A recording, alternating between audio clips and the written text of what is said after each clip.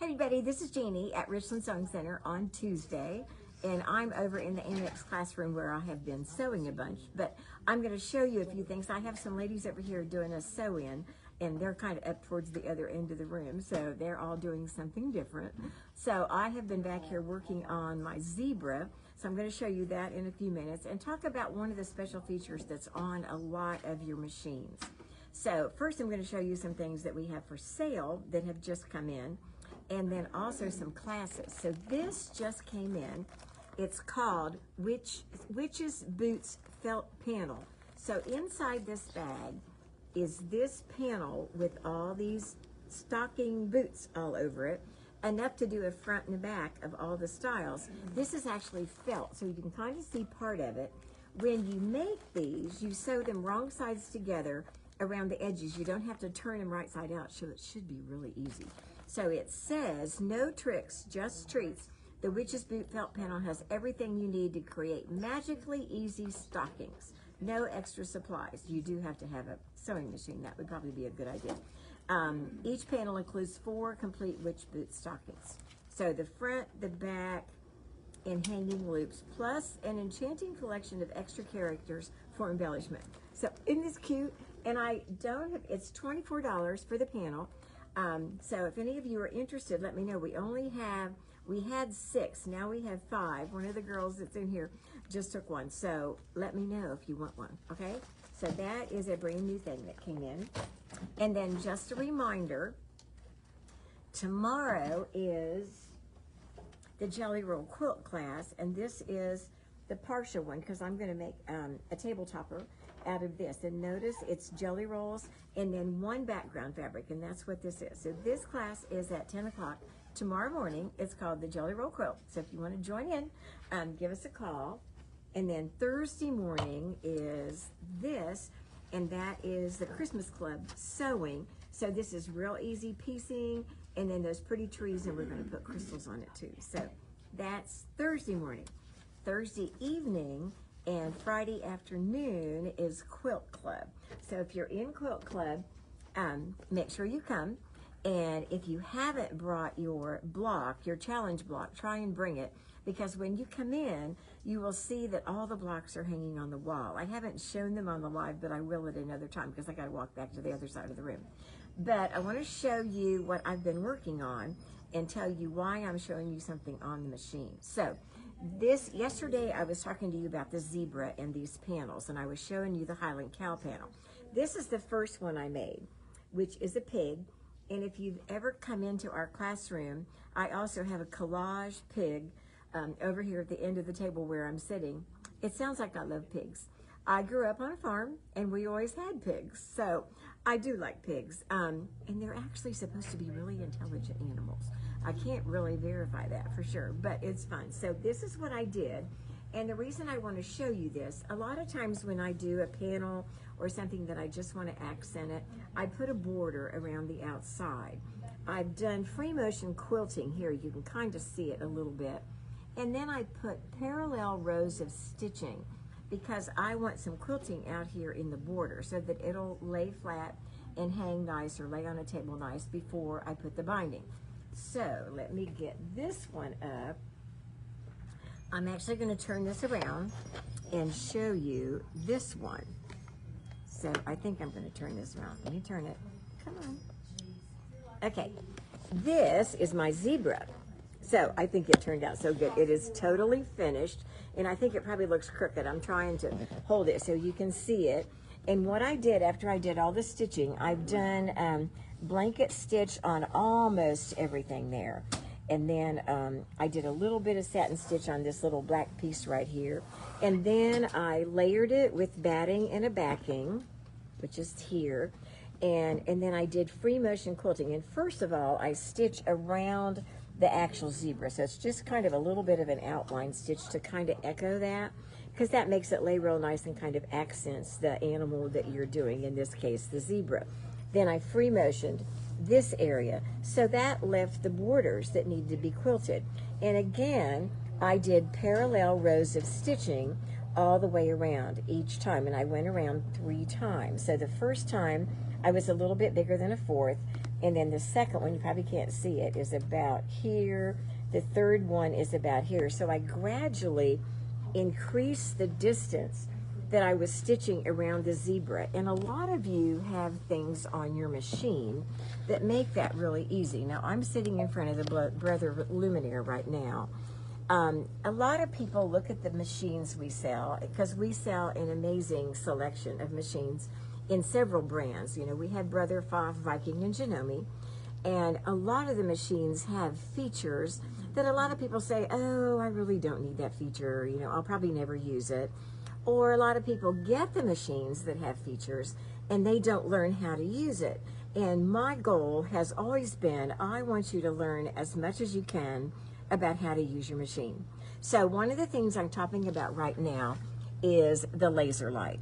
Now, some of the machines have a laser light, and I put some white fabric here, hoping you could see it. See the red line that's right there? And it is lined up perfectly with the needle. So if you wanted to follow a straight line right in the middle, that's where that is. Some machines only have a straight line laser light. Some of them have a laser light that will move side to side. I'm going to try and move this button over here, and I'm going to move the line to the left. And can you see it moving? I don't know why it does those little colored things, but see, now it's not in the middle anymore. And that's actually what I did to do my lines around this. So the first one, I moved it left, and then I moved it farther to the left, and then I moved it farther to the left, because I have a thing over here that I can just move it to the right or the left. And see, I'm continuing to move it, and I went all the way to 25 for that third one.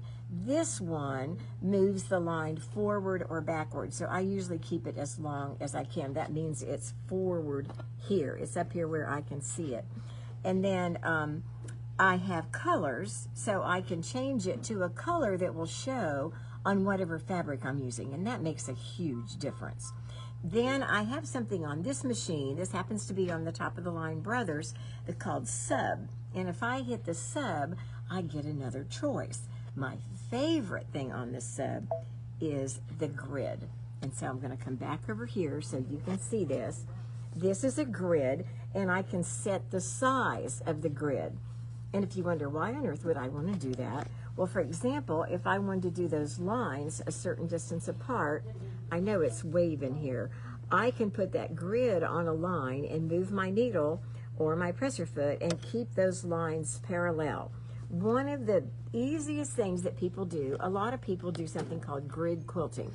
So if they make a quilt, and let's just pretend this zebra would be a quilt, and they sew parallel rows, like diagonally across one direction and then diagonally the other direction, and it does a beautiful job of quilting. You could do them straight up and down and straight up and down. A lot of the collage patterns now show doing that, and that works too. Well, you can sew things if they're like the edge of the presser foot away. Like I can keep the either edge of my presser foot against, like that. I've got it against the edge, and then I could come over here and over here. But can you see those projector lines on there? So if I keep the previous row of stitching on a certain projector line, that keeps my rows straight. Now you do have to be able to sew straight, but if you keep the line right where you need it, and if you have this whole grid, you can line that up against the edge right here where that seam is, or the edge of the whole project. It's just wonderful. You have to kind of experience it to do it. So take a look at your machine and see if you have something that looks like that. This is a projector, so that brings even more choices up. But the thing that shows you the lines would look kind of like this. On the Dream machine, which was a previous model, there was a little picture down here, and when you touched that, the line came up, and then you had the little numbers to be able to move it. So it's really a wonderful feature and something you need to think about. So don't discount it. There are some companies, I think, that sell a laser light that you can add to your machine, but it would only be one that would be right in the middle where your needle is. And if you wonder why you'd ever want to do that, sometimes maybe you're couching or you're sewing stitch in the ditch and you want to make sure you're in the middle, so you can have that line on your fabric to make sure you're following what you want. So my goal, like I said, is I would like you to play with your machine and find all those features, because sometimes you have things on your machine that you're really not even aware of. So I do try and teach as many classes. We give classes on specific machine models, and then we have classes on techniques. For example, there's one coming up on decorative stitching. Most of you have a whole lot of stitches on your machine that you probably have never done. So the class is to show you some of the ways you can combine decorative stitches and make a beautiful finish. Like sometimes even going around the cuff or the armhole or something of a garment, anything on a napkin, a towel, anything like that. There's so many places you can put those decorative stitches. Does that sound fun? It really is. But we also have technique classes. Some of the machines have special techniques that no other machine has. And I try and have group classes for those folks to learn more about it, such as Design Center. Design Center is something that's on a lot of the brother machines, and so we try and do that. Some of the other brands have other special things. We want you to learn how to use your machine. If you buy your machine here, sometimes some of those classes are free. If you didn't buy your machine here, we do have to charge you for the class, but if you're learning how to use it and learning more to make you enjoy it, then hopefully it's well worth it. So take a look at our schedule. It's on our website, which is richlandsewing.com. And we have printed ones here. And sometimes we change it, we add things, we move things. So sometimes there's things on the schedule that you may not see on there right now. So, okay? So I hope that gave you maybe a little bit of an idea. I hope you like my zebra. Tell me how you liked it. And I've got that quilt off finish that I showed you yesterday. It's all ready to go to the quilter. So, because it's such a pretty quilt. I could quilt it myself on our long arm here, but I do kind of a stipple all over, and I kind of would like it to be a little more special than that. So that's why I'll probably send it out to somebody to get that done. So that's been fun. So now I have another project that I need to work on. So it's been fun because I'm over here and I enjoy watching all the ladies over here and what they're working on too. So thanks a bunch for tuning in. Again, if you want one of the felt kits with the Halloween stockings, put a note on the Facebook notes or on the comments. If you want to get signed up for a class, give us a call. The phone number is there, and do that. And then hopefully by next week we'll be ready to do another spin maybe. How's that sound? Okay? So thanks a bunch for tuning in today. Have a great afternoon. Bye.